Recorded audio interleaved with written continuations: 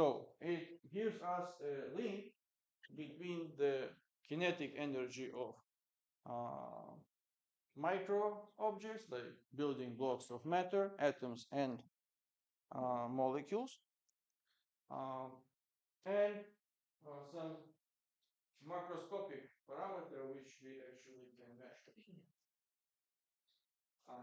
which we call temperature. So let us consider such an example. What if you move, for instance, to International Space Station, go out from this station in its scaphandra, and you want to measure temperature of the surrounding environment. So what temperature would you consider to measure? Your expectation.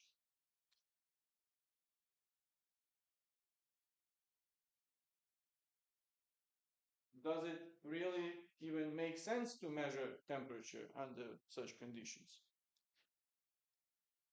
No. Why not?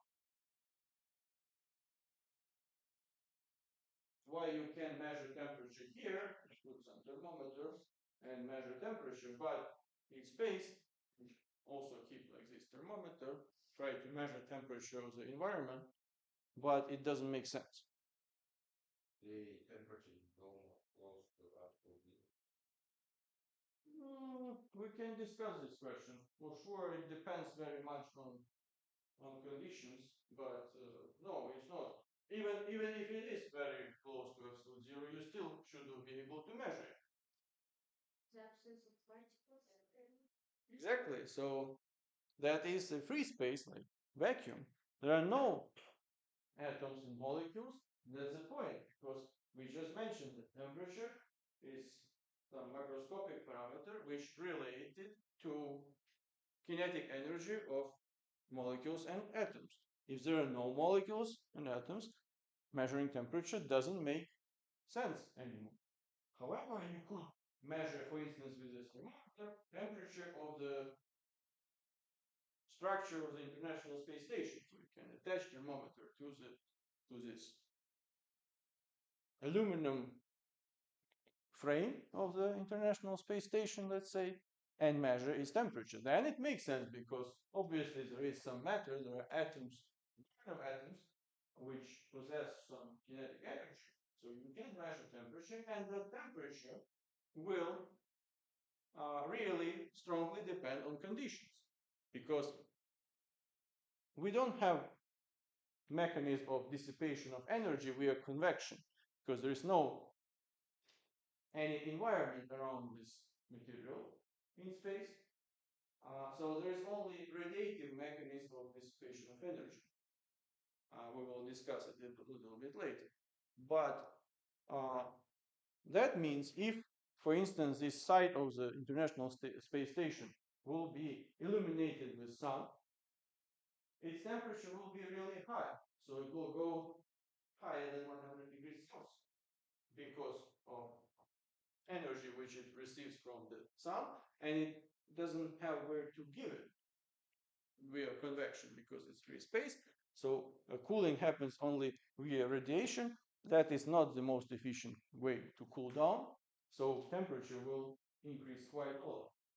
However, if you measure from the opposite side in the ship, temperature will be very low because all this internal energy of aluminum atoms will be radiated, so it will have time to radiate energy in free space, will not receive any energy from outside, so its temperature will be something like minus 150 degrees Celsius.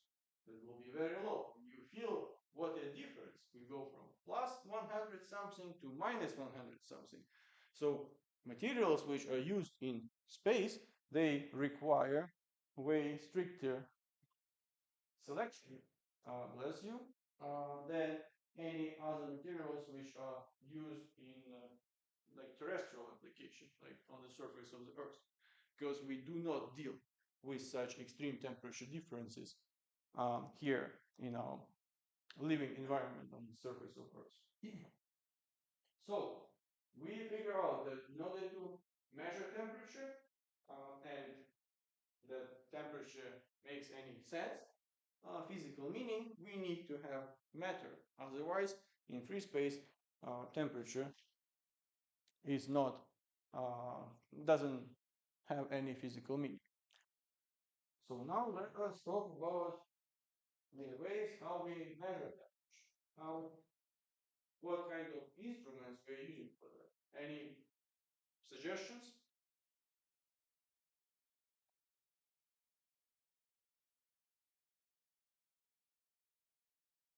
We use thermometer. Obviously, that's true. We use thermometers. So that is a name of some class of devices which we use in order to measure temperature. However, there are different thermometers, and what you can tell about that? Huh? Which thermometer you? Increases its volume when temperature increases. Okay, good. Let's go from simple example. We have some metal rod.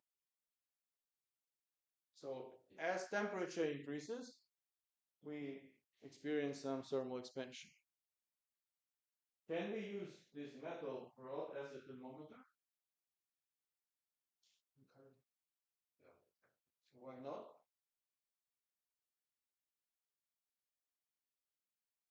it's molecule. The bond between molecule is strong. Well, strong, yes. That means that it's solid material. It's but it expands. So you go from temperature T1 to temperature T2. When temperature T2 is higher, length at temperature T2 will be larger. So if we measure accurately the length of this rod, then we can calibrate it for using as a thermometer. So we have a ruler, we have this metal rod, and that's it. We have a thermometer. Another thing that it's really not a good idea for measuring temperature. And why it's not a good idea? It's probably impractical. Well, sure, it doesn't sound very practical, but you can attach ruler somewhere next to it, so don't need to move always with ruler. We need a very big change of temperature. Oh, exactly. So the such a parameter as thermal expansion, linear thermal expansion coefficient, because we're talking about change of length, is quite small for metal or whatever, any material. And in that case, change for small interval temperature, change of length will be very small. Then ruler should be very accurate, and that will result in errors because the smaller quantity, the higher chance that we will make some uh, mistake and some inaccuracy will come out. So in order to measure temperature accurately, this solution is not a good idea. To take the material coefficient of thermal change is With large alpha. Well, unfortunately, these are not so easy to find such materials to have that large thermal expansion, which will result in accurate temperature. Moreover, there's another thing that alpha should be constant, should be not a function of temperature. Because if alpha is a function of temperature, then the expansion of this whatever, either metal rod or some other surface, will be not linear with temperature increase. And we want it to be linear because otherwise our measuring unit will not be accurate. And you cannot easily, bless you, calibrate. Apparently that's true. So everyone is sneezing so often. So in order to overcome this issue, we want to deal with volumetric change of thermal expansion, not linear. However, you may tell me that let's say beta, which is volumetric thermal expansion coefficient, is also quite small. So it's not much of a difference between linear expansion coefficient and volumetric. However, with liquid and proper um, engineering, like device engineering, we can um, realize this measurement quite accurately. So let us see some now what we are coming to some point when we discuss liquid thermometers, and that is most common way to measure temperature. There are always options to go for so-called thermoelectric thermometers. They are also based on solid state, not liquid, but they are based on fundamentally different operating principles, which will be considered during course 162. So here we focus on thermal expansion of materials. So we stick either to solid state, which we already figure out that it's not good for reliable temperature measurement, and liquid thermometers, which we consider now. So let's see such a structure.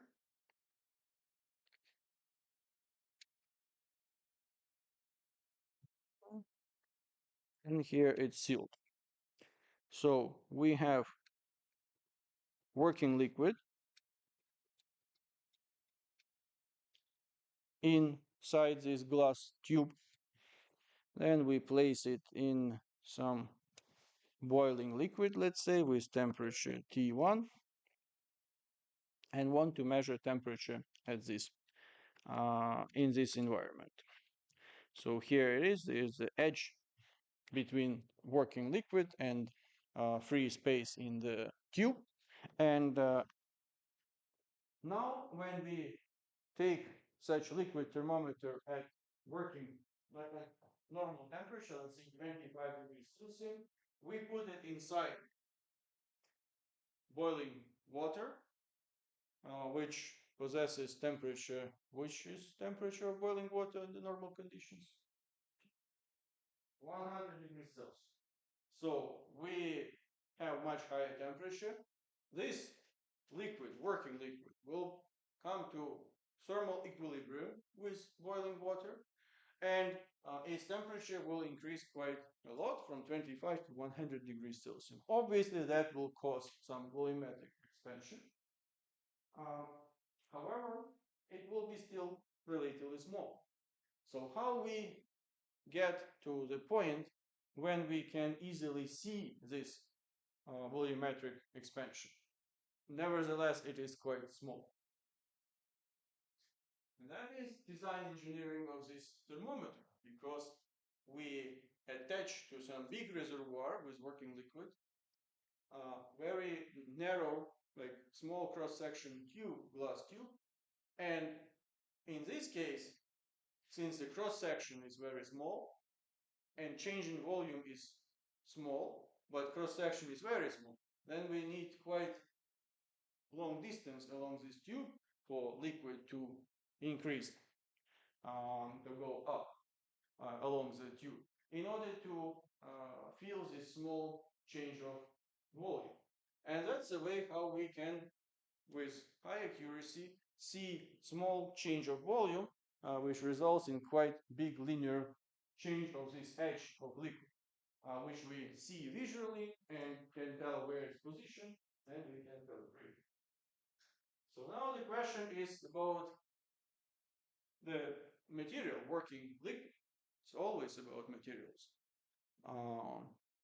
Which liquid you would put here in this glass tube to measure temperature? Alcohol. One option, alcohol, which is commonly used. Another? Mercury. Mercury. Good, let's focus us on these two cases. But there are some intermediate solutions. Let's say nowadays you cannot buy in drugstores, or not supposed to have such an opportunity to buy mercury thermometers for humans. There is a indium gallium atactic, a mixture of indium and gallium. So why atactic? Because gallium, it stays solid under normal temperature, like 25 degrees, If you put it on your palm, for instance, temperature of human body is higher. So what's temperature of healthy human? 36.6. 36.6. You're right. Supposed to be. So that's enough already. This higher temperature and melting point of gallium, and it goes from solid to liquid phase. However, it's still quite high temperature melting point. So we mix gallium with indium, and eutectic of this like mixture of these two metals possesses lower melting point, so that makes it possible to use in wider temperature range.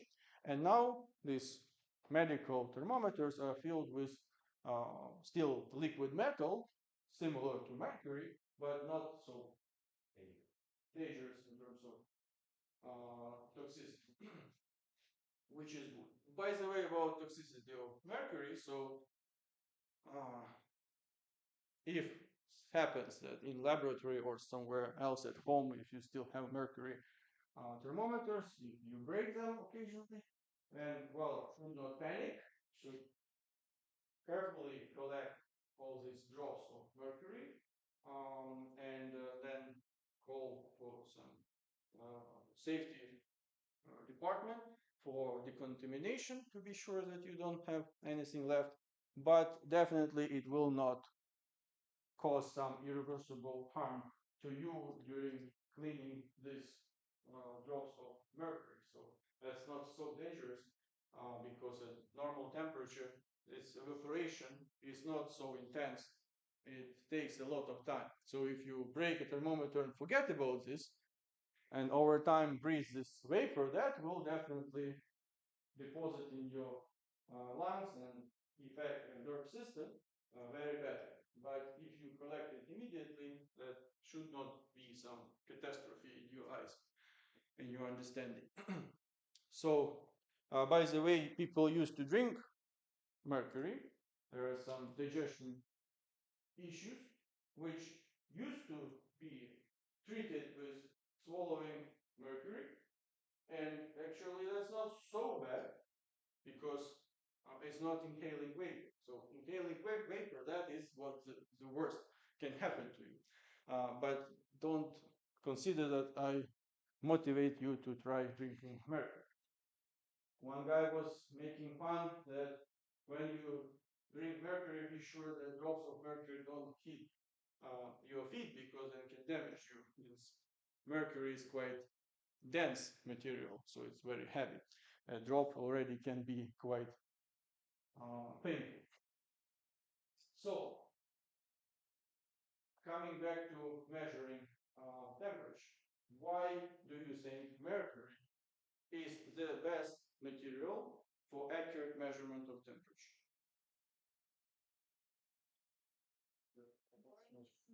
Change in volume related to Well, that is not such important parameter because with changing the cross-section area of this tube, you can reach any reasonable increase in this edge of the working liquid, so you can reliably measure it.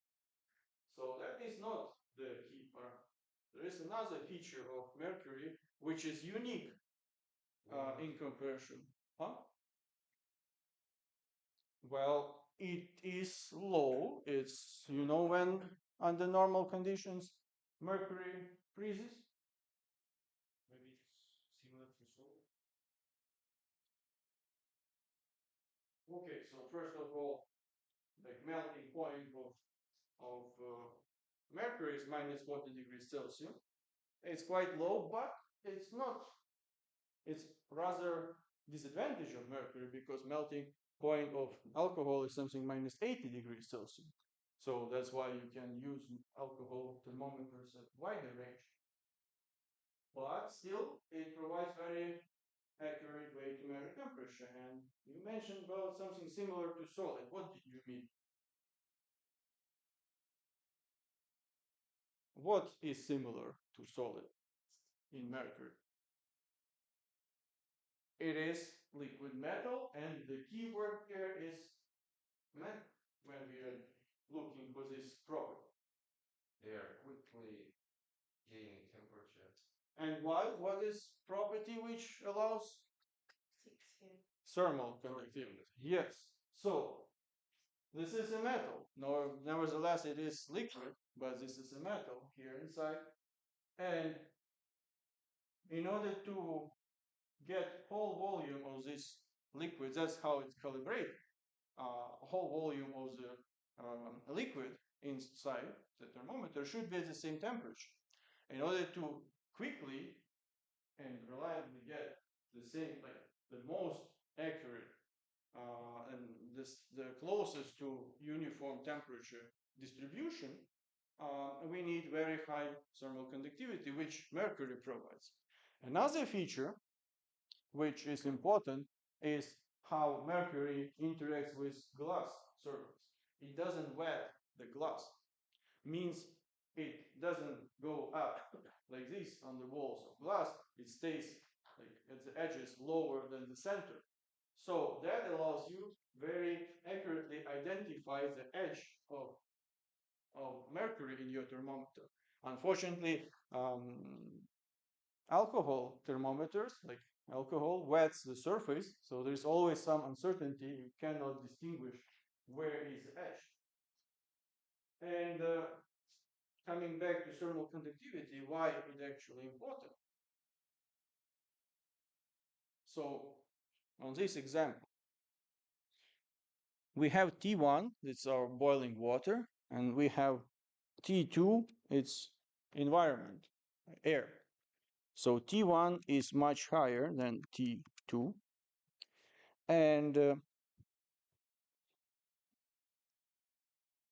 in this area, in that part of the mercury which is inserted in boiling water, temperature everywhere will be the same. However, as you go up from this interface, water, air, temperature will drop quite a lot. So if we can take here some point and consider average temperature of this pillar, which stands above water, it will be something T1 prime. And T1 prime will be lower than T1. Means that our measuring condition does not satisfy calibrating condition. In the factory, when thermometers are made, they're calibrated. They're calibrated fully immersed in liquid. However, in applications, there may be not possible to have it fully immersed because either level is changing or you cannot read because your like liquid is not transparent, so you cannot read the like showing of this device of this thermometer.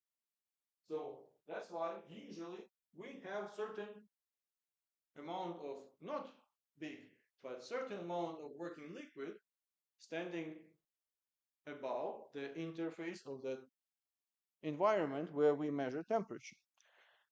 And that is a problem because this part is cooler than the rest of the working liquid. So in that case, total increase in volume will be smaller as it's supposed to be because part of liquid is at lower temperature. So factories provide passports with calibration, and there are also some coefficients and equations which should be calculated, get some correction for measurement of your temperature in order to be very accurate, which takes into account how much of this volume of working liquid stays above the measuring the environment where you want to measure temperature. So that should be taken into account, and this echo is much higher for alcohol thermometers because thermal conductivity is small for alcohol, and the difference between this T1 and T1 prime temperature will be larger for alcohol thermometers in comparison to mercury. So now we kind of know now what is the instrument for measuring temperature. We know what's temperature itself. We need to know also how to calibrate and in which units we will measure temperature. So let's say you make such a thermometer, you have some glass tube, filled it with working liquid, um, and you want to calibrate it. So you don't have as a thermometer, but you obviously for calibration need two reference points, at least two. So would you go where you take these two reference points? Icy water and boiling water, assuming that we are at sea level. So we are at sea level, normal conditions, and then we have icy water temperature 0 degrees Celsius and boiling water at 100 degrees Celsius. Why sea level is important? If you go to mountains, boiling water is changing and it can start boiling at like 70, 60 degrees Celsius to that point that you even cannot cook food anymore because water is boiling, you cannot increase temperature during boiling process further, but it's not enough to cook your food. Actually, you can even freeze water by boiling. So if you put some amount of water in a reservoir and attach it to a vacuum pump, you pump down all air from this reservoir, which is above water. There's no pressure of air which keeps molecules of water in place. They start to evaporate and boiling temperature drops to room temperature.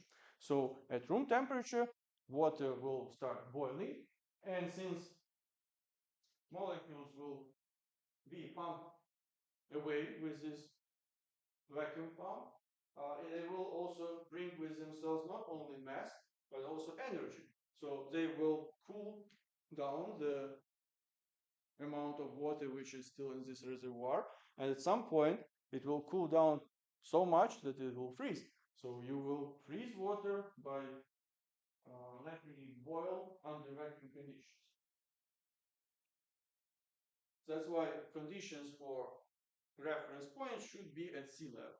Then we have these 2 points.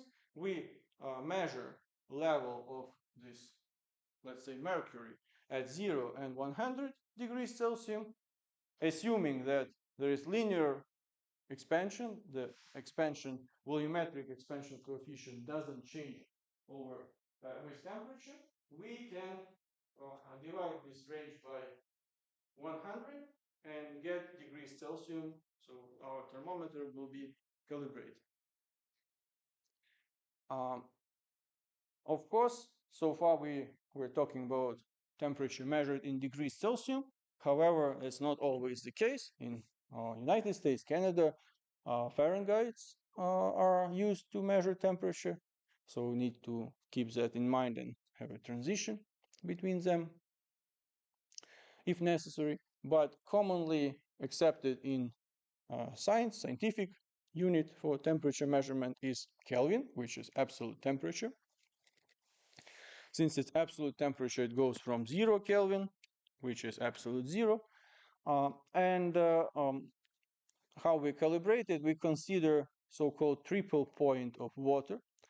When it's some unique combination of pressure and temperature, when three phases of water can coexist, like water, ice, and vapor. So it's way more accurate definition than boiling temperature because, or melting temperature, because it doesn't depend on uh, external conditions. So this triple point happens only at specific given parameters. So it's well defined. And that goes for 270, where is this? Should be somewhere here.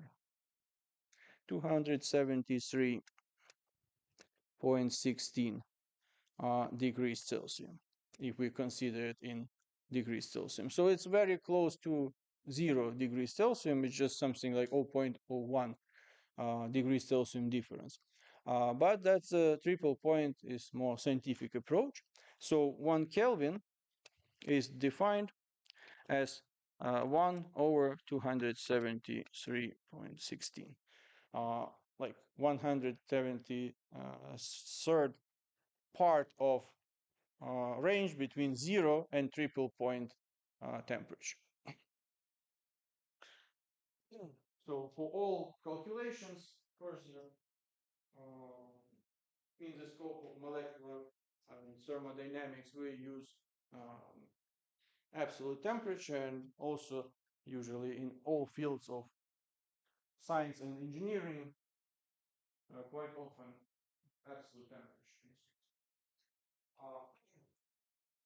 So now when we know what is temperature, how we measure temperature in which parameters, we can proceed further and let us find a relationship between linear and volumetric expansion of materials, like this linear and volumetric expansion coefficients. So what is the relationship between them? Sometimes you need to, if you know one, you can go to another. So let us show how they are related. And we can express delta L, change in length, as alpha times Li times delta T. Alpha here is linear thermal expansion coefficient. And also we can write similar for volume. Delta V is equal to beta times V initial times delta T. So with this, let us consider some object with length L, width W, and height H, and see how its volume will change if we change temperature. So we can write V initial plus delta V, means volume after thermal expansion, is equal to the product of L plus delta L times W plus delta W plus times H plus delta H. So with this, we can proceed further, and instead of delta L, we can substitute, like express it in terms of linear expansion, thermal expansion coefficient and difference in temperature. So it will be L plus alpha times L times delta T. Then we have W plus alpha times W times delta T, and H plus alpha times H times delta T. So now when we have this parentheses, we take out, like factor out L, W, and H. So that is L, W, and H. And here we have 1 plus alpha delta T in third power. So this coefficient here, that is initial volume. Let's maybe write like this. That is V initial. And we write it V initial, and then we open this parenthesis. So we get 1 plus 3 alpha times delta T plus 3 alpha times delta T second power, and plus alpha times delta T in third power. So that will be equal, and here we need to consider that the product alpha times delta T in the reasonable temperature range, when temperatures are lower than 100 degrees Celsius, is always smaller than unity. So keeping this in mind, in first approximation, we can neglect with second and third terms because they are in second and third power, so they will be much smaller than just alpha times delta t. So we can write here that this will be V initial.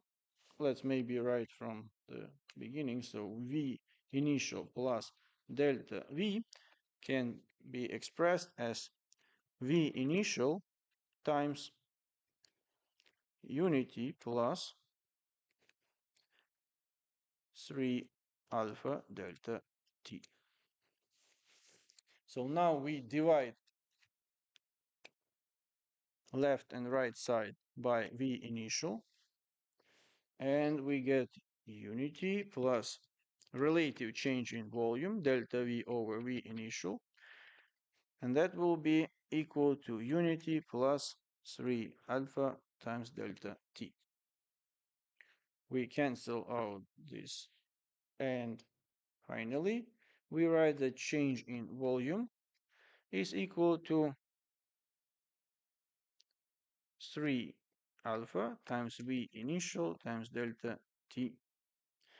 And that we look a little bit earlier. We also expressed this change in volume via volumetric coefficient, thermal expansion coefficient. That will be beta times V initial times delta t. And from here, we get that beta is equal to 3 alpha. So that's the relationship between linear thermal expansion coefficient and volumetric. You see that actually what we were discussing is true. It's not much of a difference between these coefficients, just factor of 3. So if alpha is very small, volumetric thermal expansion coefficient is also quite small. But because of the engineering solution, we still can measure quite accurately temperature because we use this pipe with very like glass tube with very small cross-section area. Similar we can write for like two-dimensional like area thermal expansion coefficient. We can write that delta A, change in area when we have some sheet of material, will be equal to 2 times alpha times A initial area times delta T. So you can, if you know linear expansion coefficient, assuming isotropic properties of the material, if it's not specified it's an isotropic, means it possesses different properties in different directions. So if it's isotropic, means in all directions properties of material is the same, then you can go from linear easily to area or like volumetric expansion coefficients. So another example before we finish our discussion today about water. It's actually a very specific material with unique feature which played a key role in development of life on our planet. So if we plot temperature, let's say in degrees Celsius, as a independent parameter and density versus temperature, so density of water in this case, we will get something like this. It will go up and then down. So here we have for water maximum of density at 4 degrees Celsius. So for normal, like usual materials, we experience something like, we expect that there is thermal expansion with increase of temperature. We increase temperature, volume increases. Then what happens with density? Decreases because mass is the same, remains the same, but volume increases, so it's in the denominator, means density drops. However, with water, we have way more interesting case. You see in this narrow temperature range from freezing point, like 0 degrees Celsius, to 4 degrees Celsius, as we increase temperature, density increases. And what does it mean? That instead of thermal expansion, we have reduction in volume as temperature increases. And then only after 4 degrees Celsius, when it reaches maximum density possible for water in liquid phase, uh, it drops, so it behaves like normal material. That's what we expect for all other materials, just normal decrease of density with increase of temperature. So this feature provides conditions when, let's say, temperature drops outside, cold air in contact with water, and it cools it down, it reaches 4 degrees Celsius and becomes heavier. It's still liquid, but it's denser than the rest of the liquid in like underneath. What happens? It will just sink down. It will not stay on top of the water reservoir. It will just go down, and that will prevent from freezing on the bottom of the water reservoir. So, because of this unique behavior, water builds up ice layer on top of reservoir, and it stays there, so it just becomes thicker as temperature drops and more water is freezing, but underneath water is still liquid, so it stays at this 4 degrees Celsius. It's quite cold, but it's still liquid, means that fish still can swim in this water. So if it's adapted to metabolize at such low temperatures. And that is a key moment, because if ice is built up on the bottom of reservoirs, development of life in water would be really a challenging process, because it would be interrupted for long intervals of time. So this is quite unique feature of water, which in the scope of discussion of thermal expansion makes point to use it and discuss it. The thing is that we cannot use water as working liquid for thermometer. If you see what happens, that will be really a disaster to measure temperature with such working liquid. I will go up and down while temperature is increasing. So summarizing our discussion for today, we introduced temperature, that's the key message. It's a macroscopic parameter which is directly related to kinetic energy of atoms and molecules, which form the medium where temperature is measured. If there are no atoms and molecules, it's free space. We do not measure temperature because it doesn't make sense.